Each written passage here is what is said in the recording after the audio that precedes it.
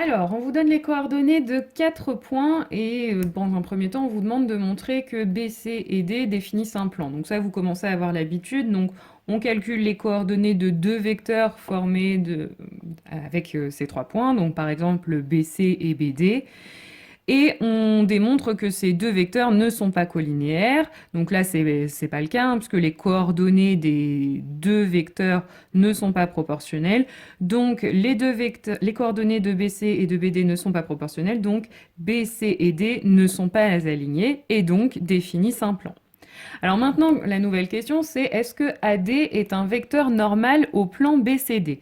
Donc déjà, pour pouvoir répondre à la question, on calcule les coordonnées du vecteur AD. Et donc, on a vu qu'un vecteur était normal à un plan si et seulement si il est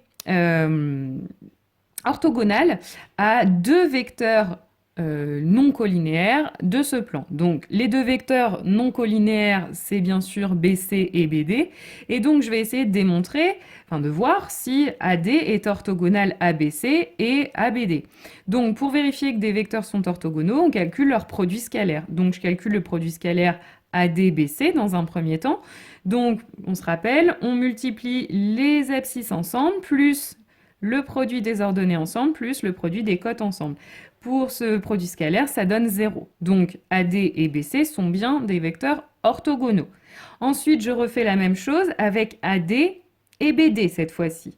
Donc pareil, le produit des abscisses plus le produit des ordonnées plus le produit des cotes. Ça donne 14.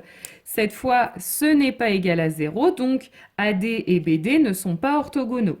Donc AD n'est pas orthogonal à BD, donc AD ne peut pas être un vecteur normal de BCD. Et dans la question 2, on vous repose la question avec un deuxième plan, cette fois-ci le plan ABC, donc même chose. On va déjà vérifier que ABC définisse un plan, donc pour ça, je calcule les coordonnées du vecteur AB, et puis j'utiliserai aussi les coordonnées du vecteur BC qu'on a vu tout à l'heure. Donc on voit bien que BC et AB n'ont pas des coordonnées proportionnelles, donc A, B et C ne sont pas alignés et définissent donc bien un plan. Et donc maintenant, même chose que tout à l'heure, on va vous demander si AD est un vecteur normal au plan ABC. Donc de la même façon, je calcule le produit scalaire AD, AB, ça me donne 0. Donc AD et AB sont bien des vecteurs orthogonaux. Et puis on a vu tout à l'heure que AD, le produit scalaire AD-BC donnait 0. Donc là, c'est bon. On a un vecteur AD qui est orthogonal à deux vecteurs non collinéaires du plan ABC. Donc AD est un vecteur normal au plan ABC.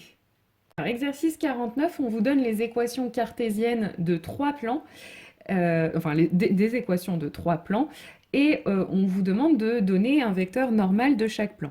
Alors, pour la première, donc c'est bon, elle est sous une bonne forme, donc l'abscisse du vecteur normal, ce sera le coefficient devant x, donc 2, l'ordonnée, le coefficient devant y, donc moins 6, et le troisième, ce sera le coefficient devant z, donc 2.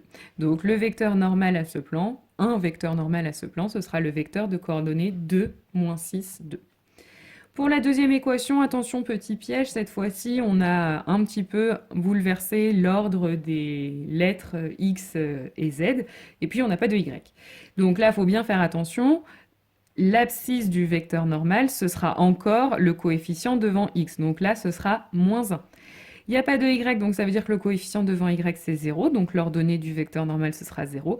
Et puis la cote du vecteur normal, ce sera le coefficient devant z, donc ici 1 qui est sous-entendu. Et enfin, pour le dernier plan, donc x plus 2y égale 5 moins 3z, attention à ne pas se faire piéger, il faut d'abord faire apparaître un 0, donc tout passer à gauche ou tout passer à droite.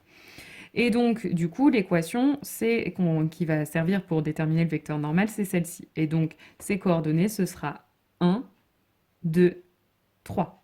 Ça, ce sera le vecteur normal à notre dernier plan. Exercice 50 maintenant. On vous demande de donner une équation cartésienne du plan P passant par le point A et de vecteur normal n dans chacun des cas suivants.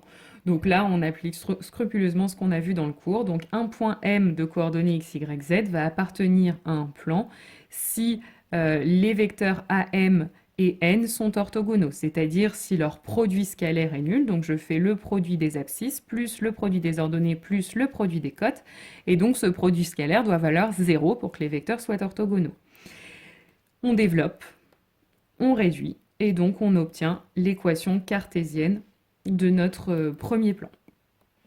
Ensuite, même chose pour le deuxième, donc exactement le même principe, on calcule les coordonnées du vecteur AM. Ce vecteur AM doit être orthogonal à n, donc le produit scalaire des deux vecteurs doit être nul. Je fais le produit des abscisses, produit des ordonnées, produit des cotes.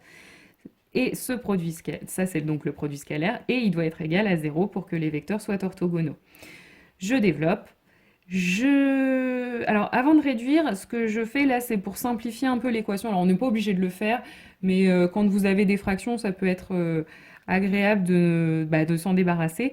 Donc, du coup, ce que vous pouvez faire, c'est une équation, hein. Donc, vous pouvez vous dire, pour se débarrasser des sur 3, je multiplie par 3 des deux côtés.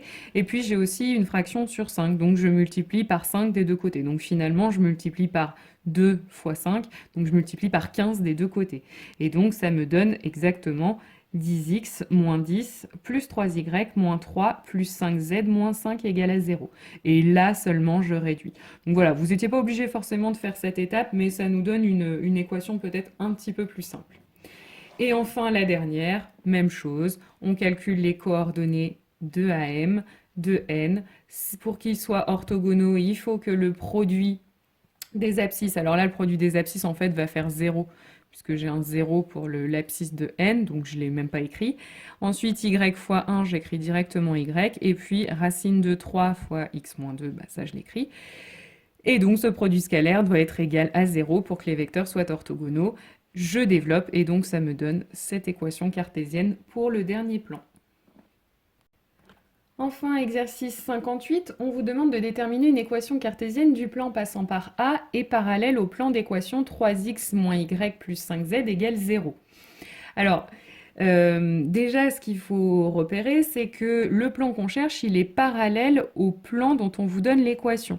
Donc, ça veut dire que si vous trouvez un vecteur normal au plan dont on vous donne l'équation, ce sera aussi un vecteur normal du plan P dont on cherche une équation, puisqu'ils sont parallèles. Donc un vecteur normal à l'un et normal à l'autre.